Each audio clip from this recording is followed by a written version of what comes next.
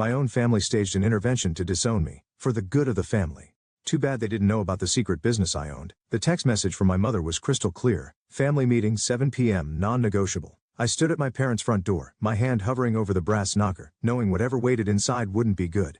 The perfectly manicured lawn and gleaming Mercedes in the driveway scream success, the kind my family worshipped and I'd apparently failed to achieve. I am Melanie, the black sheep of the Gonzalez family. While my siblings collected degrees and accolades like trading cards, I chose a different path, one that involved creating things with my hands and building something uniquely mine. The door swung open before I could knock. "You're late," my mother said, her lips pressed into a thin line. "Everyone's waiting." I checked my watch. PM? In my family, anything less than 10 minutes early was considered late. The living room fell silent as I entered. My sister Wendy sat primly on the edge of the leather sofa, her lawyer's briefcase by her feet. Louisa, fresh from her hospital shift, still wore her scrubs like a badge of honor. Nathan, my younger brother, didn't even look up from his phone. My father stood by the fireplace, hands clasped behind his back like a general preparing for battle. "Sit down, Melanie," he commanded, gesturing to the lone armchair facing everyone else. The setup. Wendy reached into her briefcase and pulled out a document. "We've been discussing the family's future," she said in her courtroom voice, "and we've come to a decision. A necessary one," my mother added, perching beside Louisa, "for the good of the family." The document made its way into my hands. The legal jargon was dense, but certain phrases jumped out. Formal dissolution of familial ties, relinquishment of inheritance rights, termination of family association. "You're disowning me?" The words came out as a whisper. "It's not personal." Nathan finally looked up. "It's business." "Business?" I laughed, the sound harsh in the quiet room. "I'm your daughter, your sister. How is this not personal? Your choices reflect poorly on the family name." My father said, "Your little craft hobby." "My business," I corrected. "Making trinkets in your apartment isn't a business," Louisa scoffed. "It's embarrassing. Do you know how it feels when my colleagues ask what my sister does?" "We've given you every opportunity," my mother continued. "The best schools, connections, resources, and you've thrown it all away to play with glue and glitter." I looked down at the document again, my hands steady despite the earthquake in my chest. Years of subtle jabs, disappointed sighs, and backhanded compliments had prepared me for this moment. They'd never understood me, never tried to. "Where do I sign?" My mother blinked, clearly expecting tears or pleading. "Melanie, if you just reconsider your choices, where do I sign?" Wendy pointed to the bottom of the page. "Initial here and sign here. There's a notary waiting in the study." 10 minutes later, it was done. I was no longer officially part of the Gonzalez family. The weight of their expectations, their judgment, their disapproval, all of it lifted from my shoulders. "I hope you understand," my father said as I headed for the door. "This is for the best." I turned back one last time, taking in their faces, the people who were supposed to love me unconditionally. "You know what's funny? You're so worried about the family name, about success and reputation, but you have no idea what I've actually built. You never bothered to ask." "Melanie," my mother started. "No," I cut her off. "You've made your choice. Now you get to live with it." The door closed behind me with a soft click, far too gentle for the magnitude of what had just happened. My phone buzzed, a notification from my business account. Another major order had come in, pushing my monthly revenue well into 6 figures again. I smiled as I walked to my car, thinking about the stack of orders waiting to be filled, the upcoming collaboration with a major retailer, and the feature article being written about my innovative approach to sustainable crafting. They wanted to cut me off? Fine. They'd learn soon enough what they'd thrown away. Success, after all, is the sweetest revenge. As I drove away from the house I'd grown up in, I didn't feel sadness or anger. Instead, I felt something else entirely. Freedom. The freedom to be exactly who I was without apology or explanation. Family, I realized, isn't about sharing a name or DNA. It's about who believes in you when no one else will. And I had people in my life who did exactly that. They just weren't the ones I was leaving behind. "You did what?" Mara nearly spilled her coffee across my workshop table. 3 days had passed since the disownment, and I'd finally gathered the courage to tell my best friend. "Sign the papers without arguing," I said, carefully applying gold leaf to my latest creation. You should have seen their faces. They expected tears, begging, maybe a dramatic breakdown. "But your inheritance, Mel, the family connections, all of it, just gone?" I set down my tools and looked at her directly. "What inheritance?" "A share in a car dealership I never wanted. The privilege of being told I'm a disappointment at every family dinner." Ezra burst through the door, his laptop clutched to his chest like a lifeline. My marketing guru and business partner always had perfect timing. "Mel, you need to see this." He spun his laptop around. "Our latest collection just got picked up by Style and Home magazine. They're calling you the artisan revolutionizing sustainable home decor." Mara appeared at the screen. "Holy shit, Mel, these numbers, is that really how much you're making?" "That's just last month." Ezra grinned. "Wait until they see what we've got planned next. The eco-friendly packaging initiative alone is going to..." My phone buzzed another order notification, then another and another. "What's happening?" I asked Ezra. He refreshed his browser. "The article just went live. We're trending on social media. The sustainable living community is going crazy over your recycled material techniques." I walked to the wall of shelves displaying my latest pieces, handcrafted home decor made entirely from reclaimed materials. Each piece told a story. Discarded wood transformed into elegant wall art. Salvaged metal reformed into striking sculptures. Forgotten glass reborn as stunning light fixtures. We need to scale up, Ezra said, already typing furiously. I'm getting inquiries from 3 major retailers. They want exclusive collections. Mara squeezed my shoulder. And your family has no idea. They never bothered to look, I said, picking up a piece I'd finished that morning. A delicate wind chime made from sea glass and driftwood. Too busy being embarrassed by their crafty daughter to notice she built a 6-figure business from scratch. 7 figures actually, Ezra corrected, still typing. After these deals go through, my phone rang. Unknown number. Hello. Is this Melanie Gonzalez? A woman's crisp voice asked. This is Catherine Chen from Business Forward magazine. We're doing a feature on emerging entrepreneurs in the sustainable luxury market. Your name keeps coming up. I caught Ezra's eye. He gave me a thumbs up. I'd love to hear more, I said, keeping my voice steady despite my racing heart. We're particularly interested in your journey. Young female entrepreneur, innovative approach to sustainability, rapid growth. Would you be open to an interview? Cover story potential? I thought about my family's faces when they saw me on the cover of a national business magazine. Absolutely. When were you thinking? After setting up the interview, I turned to find both Mara and Ezra staring at me. What? Business Forward, Ezra whispered.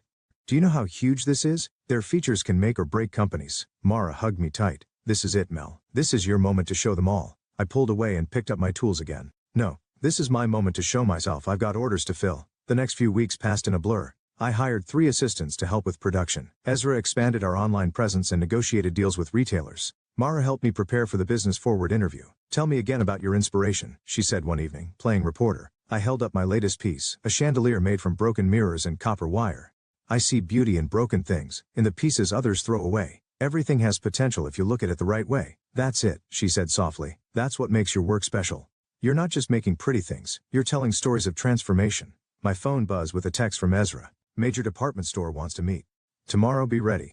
I looked around my workshop, once a dusty garage, now a thriving studio. Orders lined the walls. Half-finished pieces waited on workbenches. The air smelled of wood polish and possibility. You know what the best part is? I said to Mara, who was admiring the chandelier. I'm doing exactly what I've always wanted to do.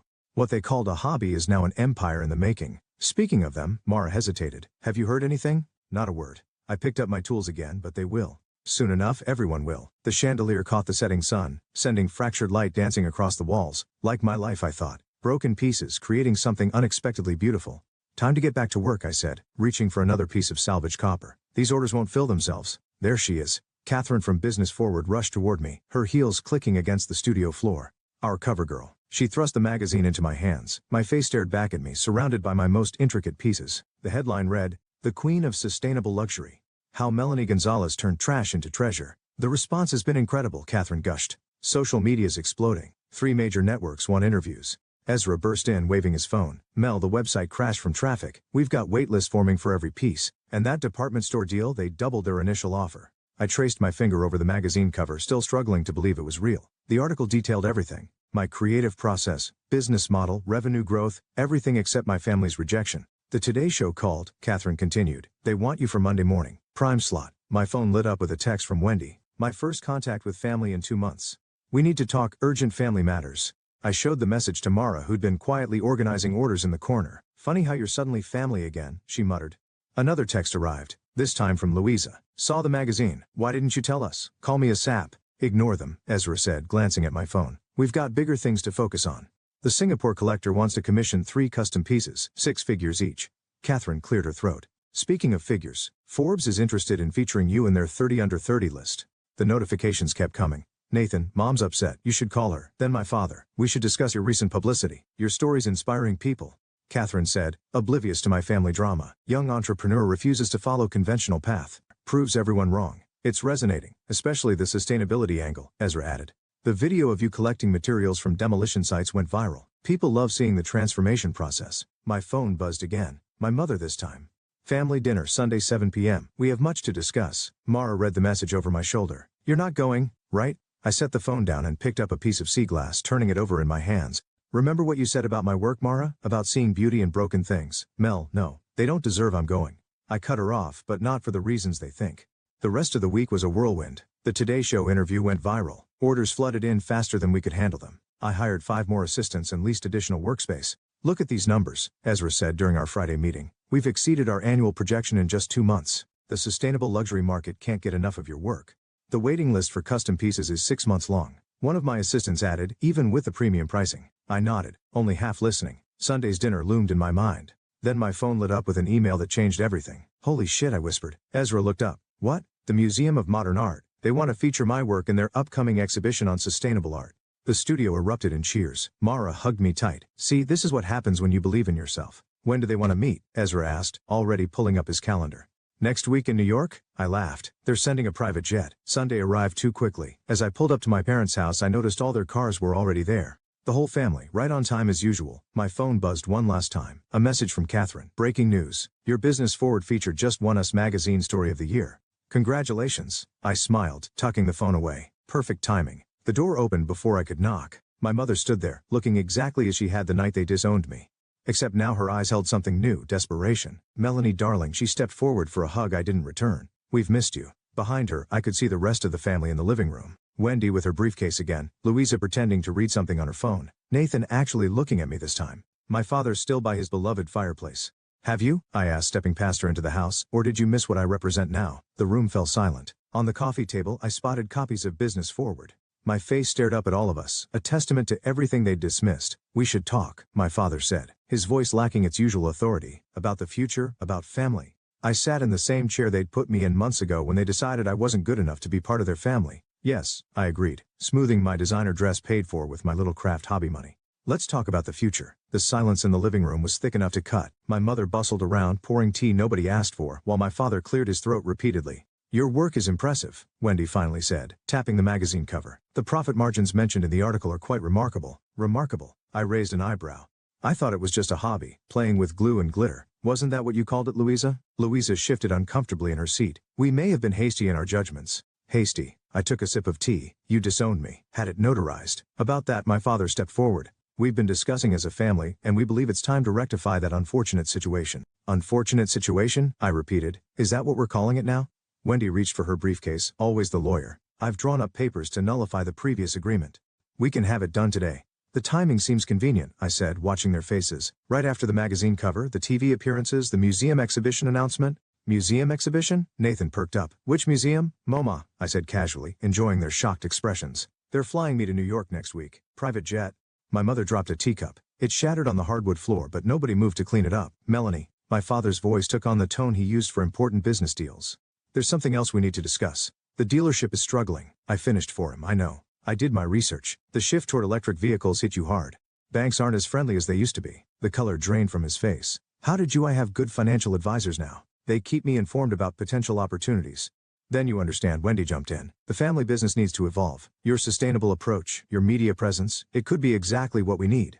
I laughed, the sound echoing in the tense room. So that's what this is about. You don't want me back. You want my success to save you. That's not fair, Louisa protested.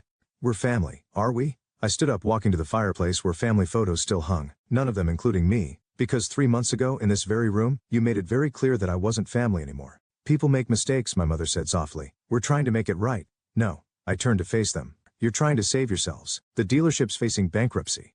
Isn't it, Dad? And Wendy, that partner position you were promised, it fell through when your biggest client left. Louisa's hospital is cutting staff, and Nathan's research funding got pulled.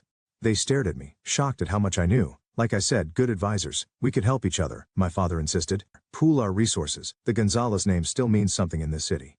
My name means something. I corrected him. My work means something. And I did that without your help. Actually, I did it, despite your active discouragement. My phone buzzed. A text from Ezra. Singapore collector doubled their offer. Again, says price is no object. I have a meeting, I said, gathering my things with people who believed in me before the magazine covers and TV spots. Melanie, please. My mother grabbed my arm. We're sorry. We were wrong. What more can we say? I gently removed her hand. You know what's interesting about my work?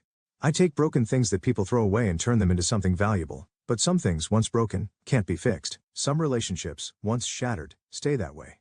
You're really going to hold a grudge? Nathan asked after we've apologized. Apologized? I walked to the door. All I've heard are business propositions and convenient excuses. Not one of you has actually said you're proud of what I built, or that you were wrong about my choices. You just want what I have now. That's not true. Wendy started. Save it. I cut her off. Keep your legal papers and your business proposals. I'm doing fine on my own. At the door, I turned back one last time.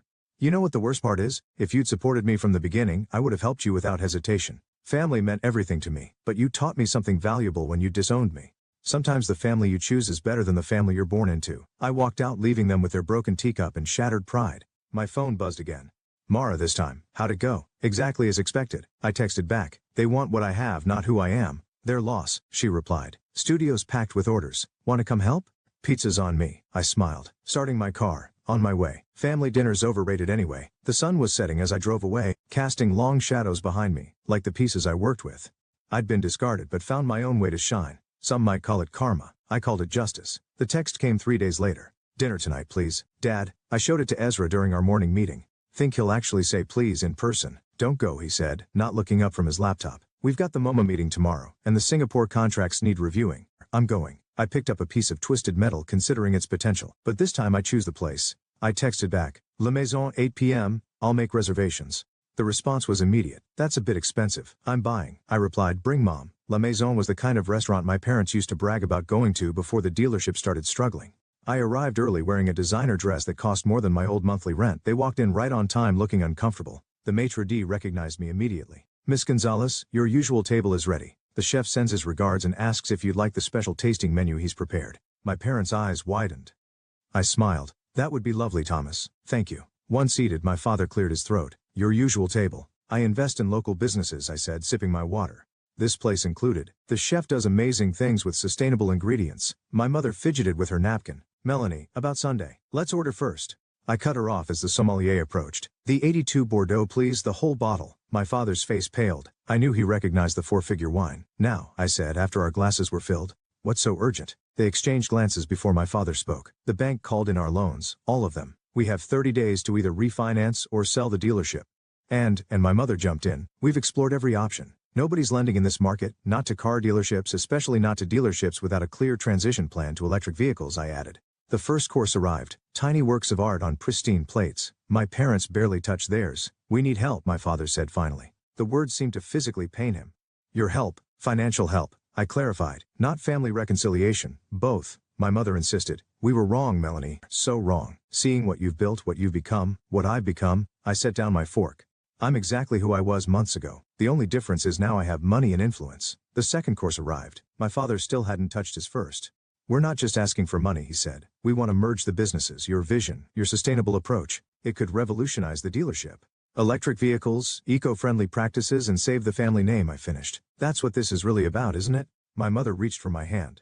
I let her take it, watching her face. We're losing everything, Melanie. The house, the business, our reputation, like I lost my family. She withdrew her hand. The main course arrived. Perfectly cooked Wagyu beef. The chef stopped by personally to check on us. Everything is perfect, Antonio, I assured him. The new sustainable menu is brilliant. After he left, my father leaned forward. How much? Excuse me? To save the dealership, how much do you want? I laughed. The sound drawing glances from nearby tables. You still don't get it. This isn't about money. It never was. Then what do you want? He demanded. Frustration breaking through his carefully maintained facade. I wanted you to love me for who I am, I said quietly. I wanted you to be proud of me before the magazine covers and TV spots. I wanted a family who saw my value without a dollar sign attached to it.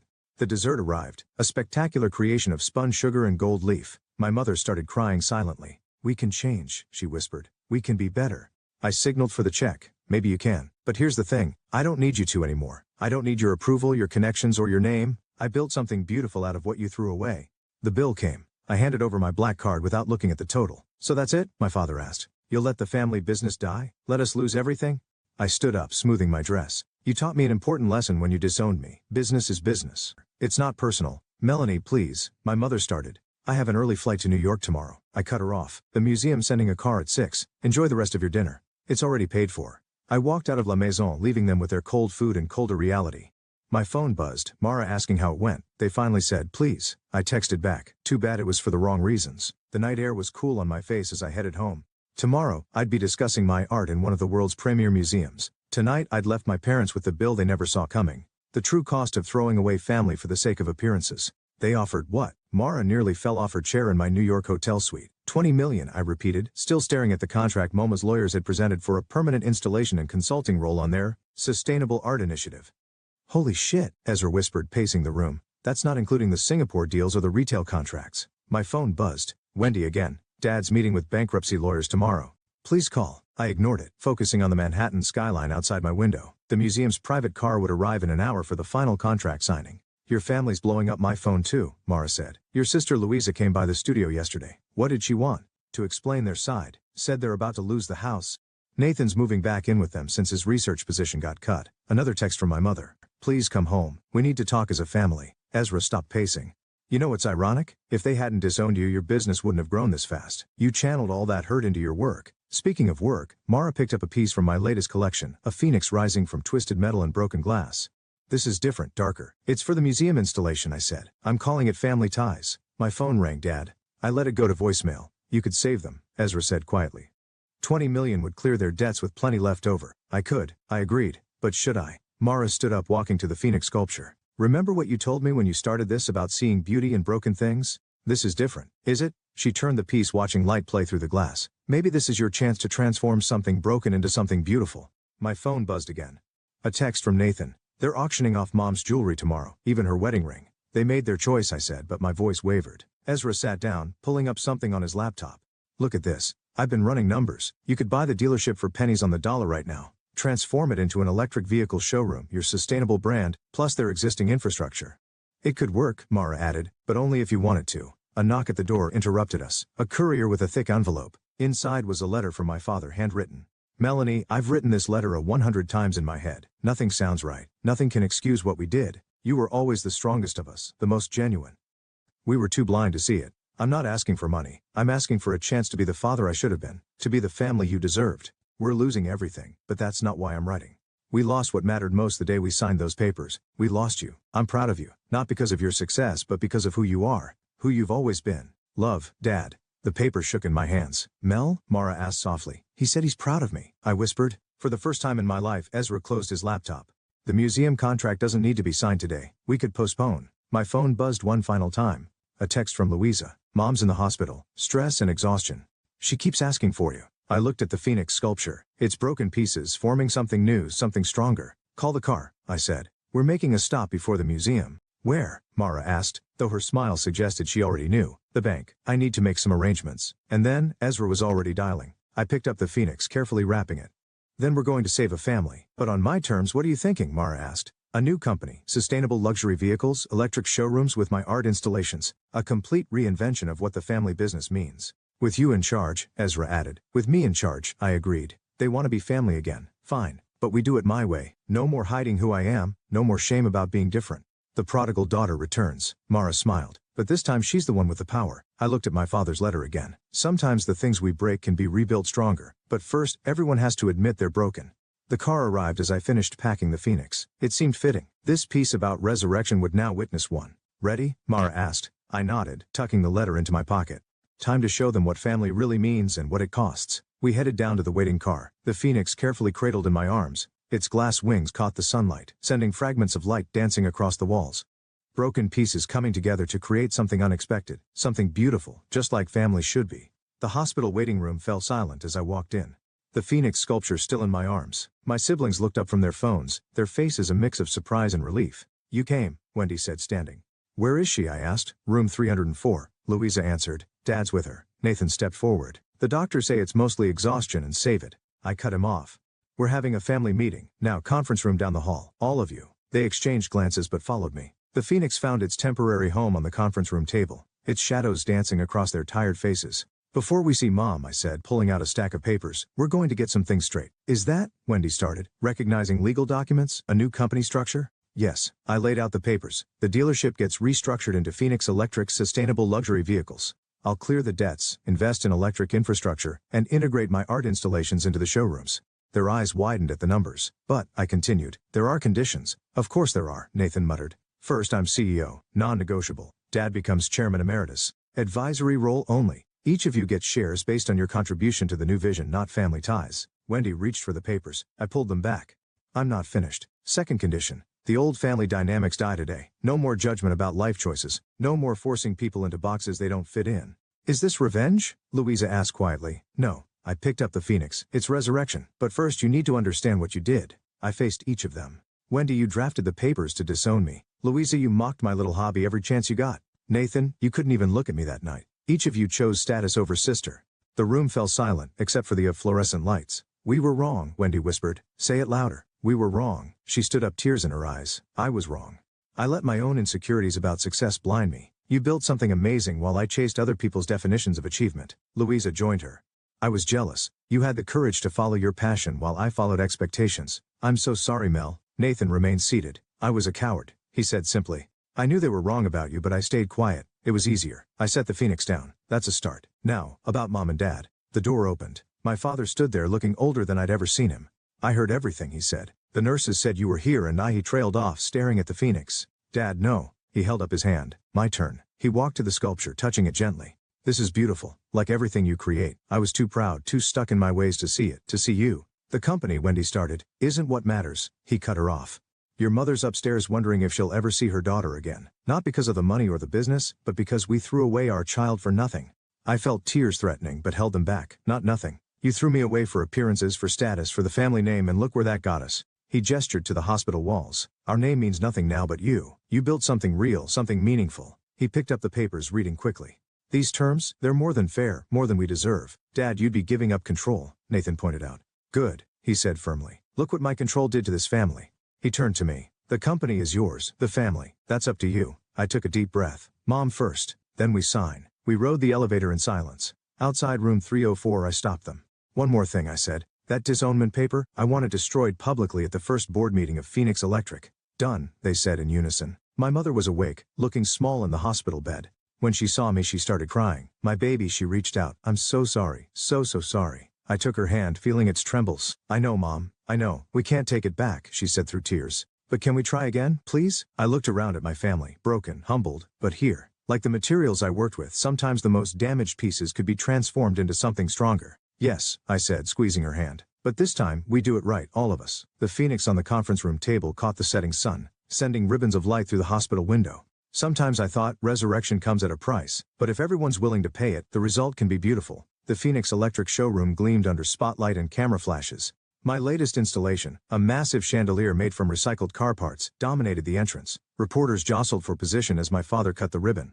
And with that, he announced, we welcome you to the future of sustainable luxury. Mara appeared at my elbow. Channel 7 wants an interview with the CEO. The CEO is busy admiring her work. I smiled, watching potential customers stream in. Ezra rushed over with his tablet. Pre-orders are insane. The sustainable luxury market is eating this up. Your art installations are trending on every platform. My mother touched my arm gently, a new habit she'd developed, as if making sure I was real. Melanie, darling. The governor's asking about commissioning a piece for the State House. Tell him to call my assistant. I winked. I'm very exclusive these days. Across the showroom, Wendy was explaining our innovative financing programs to a group of investors. Louisa had taken a part-time position heading our medical transport division. Even Nathan had found his place, leading our research partnership with local universities. Miss Gonzalez, a reporter, pushed forward. How does it feel to revolutionize a traditional family business? Before I could answer, my father stepped in. My daughter didn't just revolutionize the business, he said proudly. She saved it by being exactly who she always was. The reporter's eyebrows shot up. Even after the family drama, our sources say there was quite a rift. I met my father's eyes. Sometimes rifts create space for new foundations. Speaking of foundations, Ezra interrupted. Tablet extended. The Sustainable Arts Foundation called. They want you to head their board. My mother squeezed my hand. Go, she whispered. We can handle things here. I shook my head. Family first, business second. That's our new motto, remember. The showroom continued filling with people, admiring both the vehicles and the art. Each piece told a story of transformation, from the chandelier above to the small Phoenix sculpture still perched on my desk. Mel, Mara called out, your sister's looking for you. Something about the community outreach program? I found Louisa in the conference room surrounded by blueprints. We got approved, she announced. The Youth Art Center can break ground next month. In the old dealership lot? Where else? She smiled. From car sales to creating opportunities, very on brand for the new us. Nathan poked his head in. Mom's getting emotional again. Dad's trying to handle it, but I followed him to find our mother wiping tears surrounded by concerned guests. Mom, I touched her shoulder. You okay? She pulled me into a hug. I just never imagined all of this. You've made something so beautiful inside and out. We made it, I corrected her. Once we stopped breaking things and started fixing them. Wendy joined us, champagne in hand. To fixing things, she raised her glass. And to my sister, who taught us that sometimes the most valuable things are the ones we almost throw away. The evening wound down. As the last guest left, my family gathered under the chandelier. Its shadows danced across our faces, broken pieces creating patterns none of us could have predicted. The disownment papers, my father said suddenly. We never did destroy them publicly. I walked to my office, returning with the document that had changed everything. Actually, I said, I had other plans for these. I handed pieces to each family member. Together we walked to the art installation in the center of the showroom. A massive glass furnace, part of my live demonstration space. The Phoenix rises, I said, opening the furnace door. But first the old has to burn. One by one, we fed the papers into the flames. As they burned, I reached for the glass blowing tools. Watch, I told them. gathering the molten glass mixed with the paper's ashes. This is how you make beauty from pain. Hours later, a new piece sat cooling. A small family of glass figures, their cores containing the ashes of our worst moment transformed into something new. It's us, my mother whispered. It's who we are now, I corrected. Not perfect, not unbroken, but stronger where we were broken. Ezra and Mara found us still there, admiring the piece. Ready to call it a night, boss? Ezra asked. I looked at my family, really looked at them. At my father's proud smile, my mother's gentle touch, my siblings' relaxed poses. At how far we'd come from that night they'd try to disown me. Actually, I said, I think we're just getting started. The chandelier above caught the last light of day, sending fragments of rainbow across the showroom floor. Like family, like art, like life itself, sometimes the most beautiful things come from knowing exactly which pieces to keep, which to transform, and which to let go. Come on, I told them all, let's go home. And this time, I knew exactly what that meant.